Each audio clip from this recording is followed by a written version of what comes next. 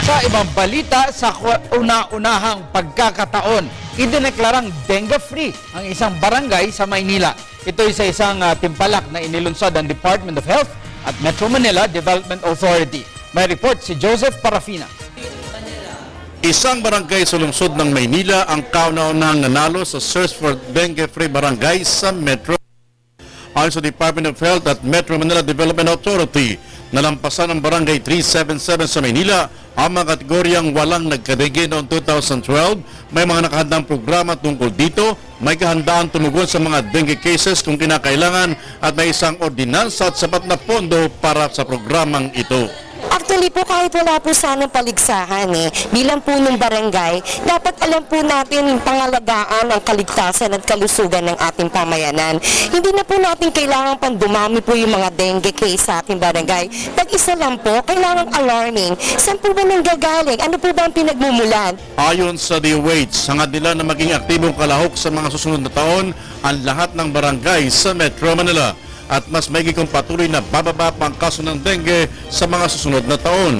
Ayon pa sa kanilang report, bumaba na mahigit na 60% ang kaso ng dengue sa Metro Manila ngayon.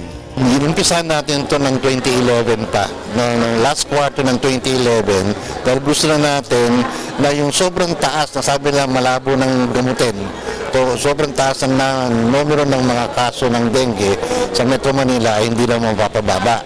Pero ang sa isip namin, pag nagtulong-tulungan at hindi po pwede isang bahay lang magbobomba o isang bahay lang ang gagalaw, kailangan lahat na tao sa komunidad magtulong-tulong.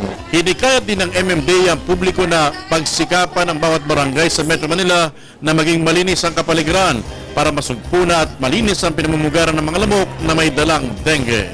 Success stories, naririnig nila, yung nanalong kapitana kanina. So, hindi naman tayo hopeless May mga tao talagang tumutulong at naninindigan para maging maliwalas ang ating kapaligiran. So, may mga tao ganun. So, kahit paano maganda. Oo, maganda. Kaya kinukongratulate natin ang Department of Health. Naging makulay naman ang pagbibigay ng pagkilala sa mga awardees at nagwaging barangay dahil sa presensya ng mga awit na si Basil Valdez. Bilang pakisa sa programa, sinabi nitong handa siyang umawit ng tungkol sa dengue campaign kung may mga kompositor na lilikha para dito.